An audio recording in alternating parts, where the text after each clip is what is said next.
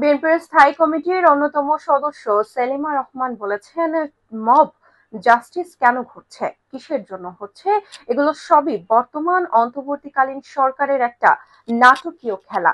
সরকার এই নাটকগুলো দিয়ে জনগণকে অন্যদিকে বিভ্রান্ত করছে। বিএনপির প্রতিষ্ঠাতা জিয়াউর রহমানের শাহাদাত বার্ষিকী উপলক্ষে আজ রোববার নরসিংদী জেলা মহিলা দল আয়োজিত আলোচনা সভা ও দোয়া মাহফিল সেলিমা এসব কথা বলেন।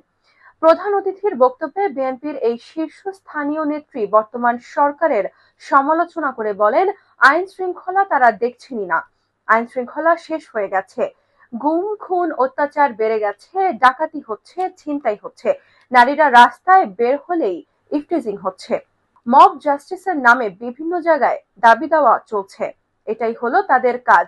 সরকারের উদ্দেশ্যে সেলিমা আরো বলেন, সংস্কারের কথা বলছেন, সংস্কার করছেন না কেন? আইন শৃঙ্খলা ঠিক করেন, শুধু পুলিশের পোশাক পরিবর্তন করলেই সংস্কার হবে না, সংস্কার করতে হবে মানুষের মনের ভেতর দিয়ে।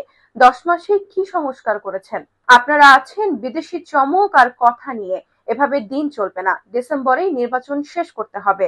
জেলা শিশু একাডেমি মিলনায়তনে আলোচনা সভা শেষে খাবার ও ঈদের উপহার সামগ্রী বিতরণ করেন সেলিমা। জেলা মহিলা দলের সভাপতি উম্মে কুলসুম মায়ার সভাপতিত্বে সভায় আরো বক্তব্য দেন বিএনপির যুগ্ম মহাসচিব ও জেলা বিএনপির সভাপতি খায়রুল কবির খোকন, বিএনপির স্বনির্ভর বিষয়ক সম্পাদক বেগম শিরিন সুলতানা, জেলা মহিলা দলের সাধারণ সম্পাদক সালমা আক্তার, শম্পা আহমেদ প্রমুখ।